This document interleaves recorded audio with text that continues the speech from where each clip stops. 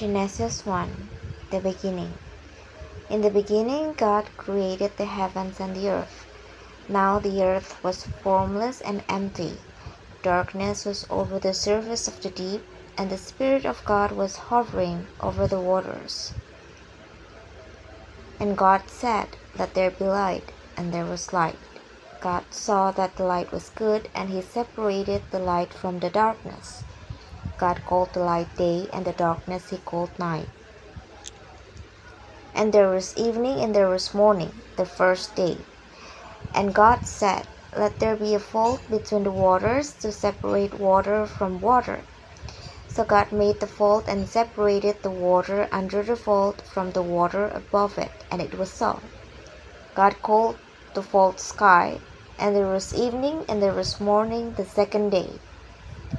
And God said, "Let the water under the sky be gathered to one place, and let dry ground appear." And it was so. God called the dry ground land, and the gathered waters he called seas. And God saw that it was good.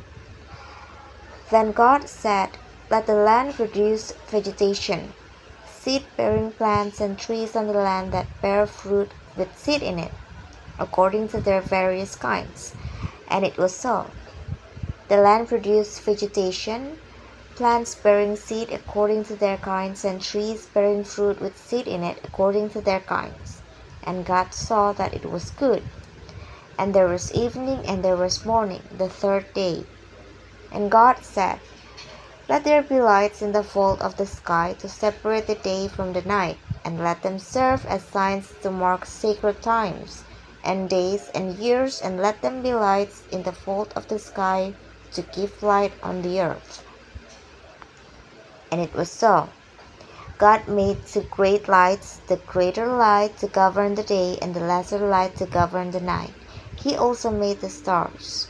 God set them in the vault of the sky to give light on the earth, to govern the day and the night, and to separate light from darkness.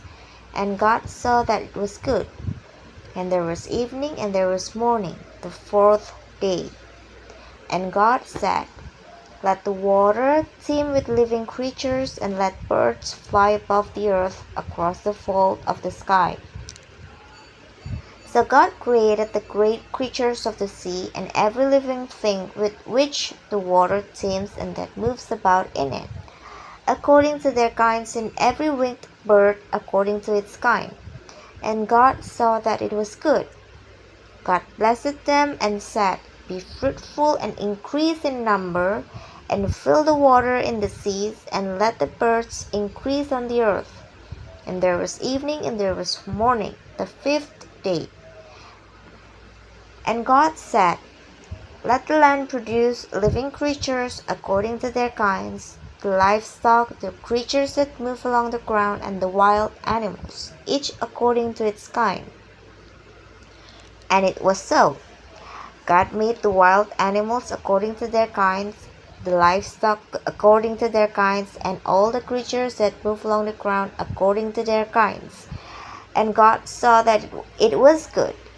Then God said, "Let us make mankind in our image, in our likeness, so that they may rule over the fish in the sea and the birds in the sky, over the livestock and all the wild animals, and over all the creatures that move along the ground." So God created mankind in his own image. In the image of God he created them. Male and female he created them. God blessed them and said to them, "Be fruitful and increase in number. Fill the earth and subdue it.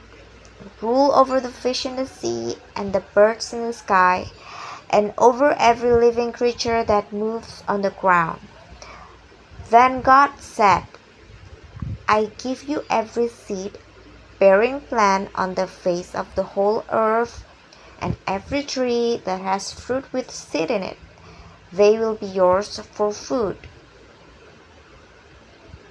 And to all the beasts of the earth, and all the birds in the sky, and all the creatures that move along the ground, everything that has the breath of life in it, I gave every green plant for food, and it was so.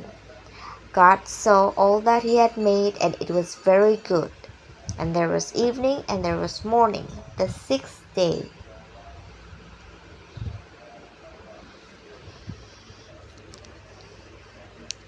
Genesis 2. Thus the heavens and the earth were completed in all their vast array. By the seventh day God had finished the work he had been doing. So on the seventh day he rested from all his work. Then God blessed the seventh day and made it holy, because on it he rested from all the work of creating that he had done. This is the account of the heavens and the earth when they were created, when the Lord God made the earth and the heavens. Now no shrub had yet appeared on the earth, and no plant had yet sprung up. For the Lord God had not sent rain on the earth, and there was no one to work the ground. But streams came up from the earth and watered the whole surface of the ground. Then the Lord God formed a man from the dust of the ground, and breathed into his nostrils the breath of life, and the man became a living being. Now the Lord God had planted a garden in the east, in Eden, and there he put the man he had formed. The Lord God made all kinds of trees grow out of the ground, trees that were pleasing to the eye and good for food. In the middle of the garden were the tree of life and the tree of the knowledge of good and evil. A river watering the garden flowed from Eden. From there it was separated into 4 headwaters. The name of the first is the Pishon. It winds through the entire land of Havilah, where there is gold. The gold of that land is good. Aromatic resin and onyx are also there. The name of the second river is the Gihon. It winds through the entire land of Cush. The name of the third river is the Tigris. It runs along the east side of Ashur. And the fourth river is the Euphrates. The Lord God took the man and put him in the Garden of Eden to work it and take care of it. And the Lord God commanded the man, "You are free to eat from any tree in the garden, but you must not eat from the tree of the knowledge of good and evil, for when you eat from it, you will certainly die." The Lord God said, "It is not good for the man to be alone. I will make a helper suitable for him." Now the Lord God had formed out of the ground all the wild animals and all the birds in the sky. He brought them to the man to see what he would name them. And whatever the man called each living creature, that was its name. So the man gave names to all the livestock, the birds in the sky, and all the wild animals.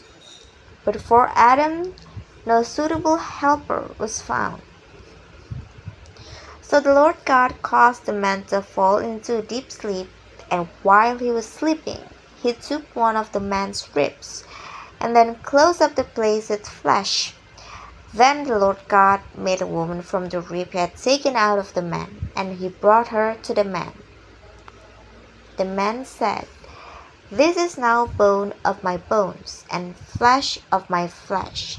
She shall be called woman, for she was taken out of man.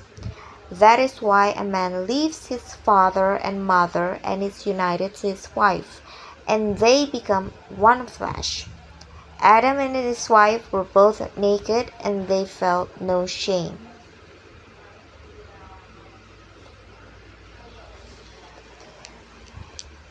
Genesis 3. Now the serpent was more crafty than any of the wild animals the Lord God had made. He said to the woman, "Did God really say you must not eat from any tree in the garden?" The woman said to the serpent, "We may eat fruit from the trees in the garden. God did say, 'You must not eat fruit from the tree that is in the middle of the garden, and you must not touch it, or you will die." "You will not certainly die," the serpent said to the woman, "for God knows that when you eat from it, your eyes will be opened, and you will be like God, knowing good and evil." When the woman saw that the fruit of the tree was good for food and pleasing to the eye, and also desirable for gaining wisdom, she took some and ate it. She also gave some to her husband who was with her, and he ate it. Then the eyes of both of them were opened, and they realized they were naked. So they sewed fig leaves together and made coverings for themselves.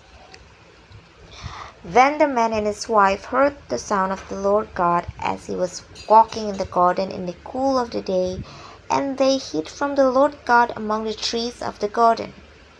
But the Lord God called to the man, "Where are you?" He answered, "I heard you in the garden, and I was afraid because I was naked, so I hid." And he said, "Who told you that you were naked? Have you eaten from the tree that I commanded you not to eat from?" The man said, "The woman you put here with me, she gave me some fruit from the tree, and I ate it." Then the Lord God said to the woman, "What is this you have done?" The woman said, "The serpent deceived me, and I ate." So the Lord God said to the serpent, "Because you have done this, cursed are you above all livestock and all wild animals. You will crawl on your belly, and you will eat dust all the days of your life. And I will put enmity between you and the woman, and between your offspring and hers. He will crush your head, and you will strike his heel." To the woman he said, "I will make your pains in childbearing very severe. With painful labor you will give birth to children. Your desire will be for your husband, and he will rule over you." To Adam he said, "Because you listened to your wife and ate fruit from the tree about which I commanded you, you must not eat from it. Cursed is the ground because of you. Through painful toil you will eat food from it all the days of your life. It will produce thorns and thistles for you, and you will eat the plants of the field. By the sweat of your brow you will eat your food until you return to the ground, since from it you were taken, for dust who you are, and to dust you will return." Adam named his wife Eve, because she would become the mother of all the living. The Lord God made garments of skin for Adam and his wife, and clothed them. And the Lord God said, "The man has now become like one of us, knowing good and evil. He must not be allowed to reach out his hand and take also from the tree of life and eat and live forever." So the Lord God banished him from the Garden of Eden to work the ground from which he had been taken. After he drove the man out, he placed on the east side of the Garden of Eden cherubim and a flaming sword flashing back and forth to guard the way to the tree of life.